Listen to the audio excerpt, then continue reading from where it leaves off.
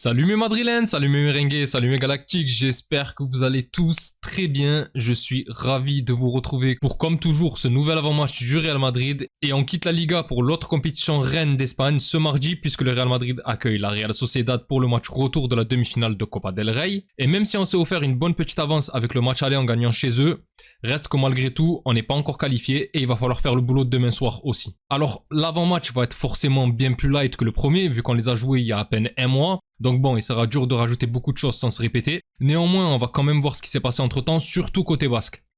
Bon, déjà pour le match aller, victoire 1-0 avec un très beau but d'Hendrick. Je crois même que dans cette compétition, c'est lui le meilleur buteur du club avec 4 réalisations.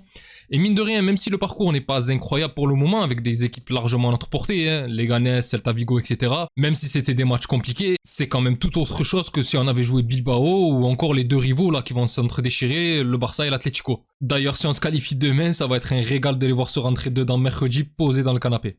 Bref, tout ça pour en revenir à Hendrick et dire que si on a une chance de rejouer une finale et de remporter ce trophée cette année, c'est grandement grâce au petit Brésilien qui a fait le boulot quasiment à chaque fois. Parce que la Copa, mine de rien, au final, ce n'est pas une compétition qu'on gère si bien que ça. Et surtout ces dernières années, puisque là, demain, si on se qualifie, ça sera seulement notre deuxième finale sur les 11 dernières saisons. C'est quand même chaud quand tu sais que tu as gagné largement plus de Ligue des Champions que de Coupe d'Espagne. Et surtout qu'on avait quand même des équipes de tueurs. Donc ça prouve qu'on n'a pas forcément d'atome crochu avec cette compétition. Et s'il y a possibilité, comme il y a 2 ans, de soulever le trophée, il faut le faire. D'autant plus que pour en revenir à la Real Sociedad, comme on avait dit lors du match aller, ils sont pas dans la forme de leur vie du tout même cette saison, très irréguliers, et ils méritent vraiment leur place dans le ventre mou du championnat. Et bon, depuis ce match-là, fin février, ce n'est pas mieux. C'est 2 revers en championnat, face au Barça et face à Séville, un nul face au Rayo Vallecano, juste avant la trêve, et bon, bien évidemment, une élimination en Europa League face à Manchester United, qui est vraiment dans le trou aussi, donc bon, c'est pas fameux. Il y a que ce week-end où ça s'est un petit peu arrangé, où ils ont réussi à gagner face à Valladolid, et encore c'est à la misère. Bon après je dis ça, mais nous non plus on s'est pas baladé ce week-end, loin de là face à Leganés, parce qu'on a beau s'enjailler sur la panenka de Mbappé ou le coup franc ou quoi, c'était quand même chaud, j'ai pas honte de le dire, et je répète, merci l'arbitre. Mais bon, ça montre qu'ils ne sont pas non plus l'équipe redoutable de la Sociedad de l'année dernière, qui avait fait 8ème de finale de Ligue des Champions, avec un coup bon feu, etc. Même s'ils ont toujours des joueurs qui peuvent nous poser problème, demain, surtout si on joue de la même façon que samedi. Mais bon, après je m'attends quand même à ce qu'on ne se laisse pas avoir, d'autant plus que là il y a de fortes chances qu'Ancelotti remette pas mal de titulaires dans le 11, qui ont été laissés au repos samedi, tout ce qui est Vinicius, Rodrigo, Valverde, ou même Tchouaméni normalement, ça devrait jouer. Je vois mal Ancelotti enchaîner 2 matchs d'affilée sans la plupart de ses titulaires. Surtout que comme j'ai dit, on n'est pas amis avec cette compétition. Et déjà que dans le foot, on n'est jamais à l'abri d'une surprise. Ce n'est pas toujours l'équipe la plus forte qui gagne. En coupe, c'est d'autant plus vrai. On a déjà soulevé la Ligue des Champions et des Ligas en sortant de manière minable en Copa. Du coup demain, j'espère qu'on va éviter ça. Et pour ça, je m'attends à un 11 solide. Je pense qu'on n'est pas à l'abri d'un petit peu de turnover. Mais quand tu sais que tu as un match d'une finale, tu fais en sorte de mettre toutes les chances de ton côté. Et pour le 11 de demain, on devrait partir avec Lounine dans les buts, déjà parce que Courtois n'est toujours pas rétabli, mais aussi parce que c'est tout simplement sa compétition. Je suis sûr à 100% que si on se qualifie, c'est Courtois qui jouera la finale comme l'année dernière en Ligue des Champions, où c'est Lounine qui te fait passer tous les tours, mais dans les moments de vérité, si t'as Courtois, tu le mets. J'étais l'un des premiers à trouver ça injuste, mais bon, on est au Real Madrid, il n'y a pas d'état d'âme à avoir. Et Courtois est tout simplement monstrueux.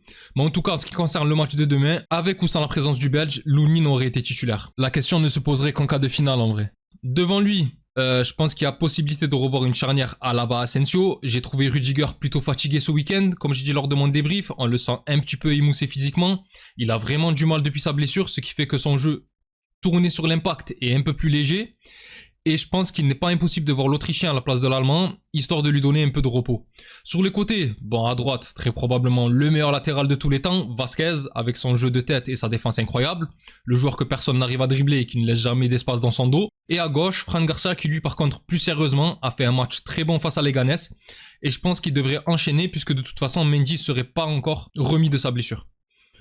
Au milieu de terrain, le retour de Tchouaméni en sentinelle qui a été laissé au repos samedi et j'ai envie de voir s'il va rester sur sa dynamique et me régaler demain aussi, surtout après le match un petit peu compliqué de Camavinga. Et c'est dommage parce que je trouve que le Français a raté l'occasion de marquer des points devant son entraîneur. Bon, devant Tchouaméni, j'imagine bien un retour de Valverde qui lui aussi a été laissé au repos. Et enfin pour conclure le trio, Jude Bellingham qui a été monstrueux samedi.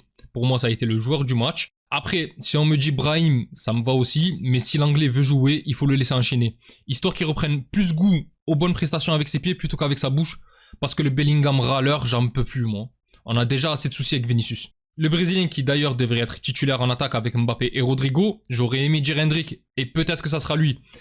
Mais là, Mbappé est dans une telle forme qu'il serait étonnant de ne pas le voir titulaire demain. Après, Hendrick peut très bien entrer en cours de match pour la dernière demi-heure de jeu ou quoi. Mais vu la forme, je pense que Mbappé sera dans le 11. Pour la partie prono, bon, je vois bien une victoire peut-être compliquée, mais victoire quand même du Real Madrid.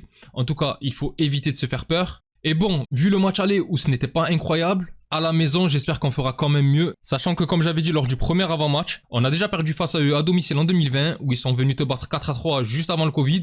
Et bon, même si cette année, ils ont du mal à marquer, il faut faire le boulot et éviter ce genre de scénario. Et pour ça, je vois bien une victoire 2-0 ou 3-1 du Real Madrid, et avec possiblement Mbappé ou Hendrick comme buteur si le Brésilien rentre assez tôt.